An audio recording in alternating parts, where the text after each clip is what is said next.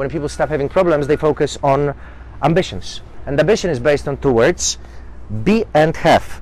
These are, by the way, two most popular verbs in any language. People want to be someone and they want to have something. This is what ambition is based on. So people who come to you, or you yourselves, also have certain ambitions. You want to be someone. You want to climb the social ladder, to be someone in the hierarchy. You want to have another title, or you want to have another certificate. This way you can become someone. Obviously, even though I do have 2 master degrees and 1 PhD, when I come back home to my Mexican wife, then she doesn't say, hello doctor. It really doesn't matter. My status is not important for her. She has different kinds of necessities when it comes to my ambitions. For instance, she'd like me to be ambitious father. Ambitious father would have different kind of things and achievements that they want to achieve. For instance, spend more time with his daughter, right? So when it comes to my professional aspects, they differ from my family aspects, but the ambition is there.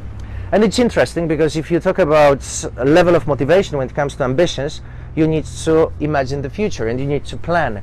Do you know how many people are considered not to plan their lives, which means they don't really think about the future? What would you say? Yes, most. 85% to be exact. Which means that 85% of people are reactive.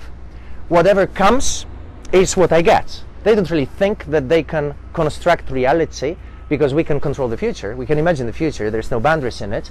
We cannot possibly control the past because it's gone. There's nothing you can do about this.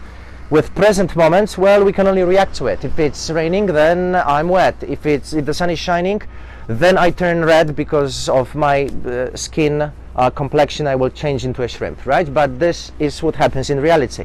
But when it comes to the future, I can imagine myself in a different way. I can imagine Mats being slimmer or fitter or more adept. I can imagine him with a purple belt in Brazilian Jiu-Jitsu. And I can make decisions right now which are going to cause that future image to become real. I can control what will happen to a certain extent. I cannot control what happened before. They measured, scientists, how ambition on financial level works. Because when you ask people what motivates you, most probably they will say, well, it's money. So it's ambition. I want to have more. But they measured it and they figured out, is there a limit when it comes to money that you can make? Especially considering a few important factors. I was just told today that somewhere there in this area, a famous CEO overdosed heroin and he basically killed himself, right? So here comes the question. If someone is making millions, why do they take heroin? I mean, we would possibly think that people, when they want to avoid problems, they turn to drugs. But someone who makes millions, why do they take drugs? Why does this happen? And this is statistically proven that number of betrayals grows when people have more money. Why does this happen? Right? So apparently the whole success story is so prevalent in this part of the world that if you are rich and young and beautiful, you will be happy, works only to a certain extent. And they measured it. Apparently the extent is $75,000 US. If somebody makes that annually, then their level of happiness slowly, step by step, stops changing and reaches plateau at $150,000 a year when they say, that's it, I'm done.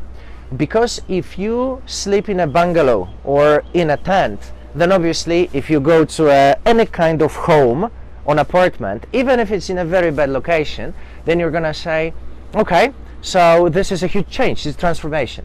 But if you have a beautiful mansion and beautiful real estate here that costs a couple of $1 million, or over there that is twice that price, the difference in quality is not that visible, because you get to the point where it doesn't really change anything if you have more or you have less. Once you achieve that level, you stop being ambitious, because there's nothing in material realm that could possibly give you motivation. You've got what you wanted. And this is where people discover that happiness is more than a social story that they were told. As long as we have bills to pay, as long as we have problems to solve in material reality, then we fight. So we fight for money, we fight for success. But you reach a point where you go, okay, what's next? This is where a different level of motivation kicks in, and is connected with feelings. On this level, people go, do I love what I do? Is my heart aligned with what I do? Do I progress? Do I work creatively? Do I have work-life balance? How could I possibly tell my 7-year-old daughter that daddy's work in the United States is more important than spending time with her? She doesn't care. She doesn't look at it from this perspective. My daughter doesn't care. She's not worried about that. She wants her daddy to see a movie about ponies, right? Among Us, I really don't like that movie. I mean, Rarity or Celestia, I mean, I just hate that movie personally, and I wouldn't like to see it, especially for the 25th time the same month. Do you think she cares? No, she does not at all, right? She says, look, Rarity, and I know, yes, I remember. I can actually quote the dialogues that they use because I've seen this movie so many times. She doesn't care about my ambitions. What she cares about are my feelings towards her. So I go, okay, how does this motivation work then? Do I firstly need to become rich and reach a certain status to tell myself I'm good enough, now I will take care of my family? Not necessarily, because if you don't do that now, you will chase a rabbit that even if you finally catch, then you will realize that rabbit was just an illusion.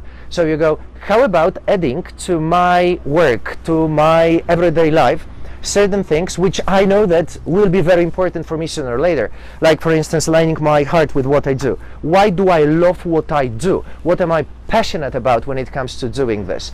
If we think about it and about this particular setting, I could be doing this because of financial reasons, I could be doing this because of status reasons, I could be doing this because I am imagining that in the future I will be working here, and so on and so on. But you don't care about this. You really don't. Because it's an egoistic objective.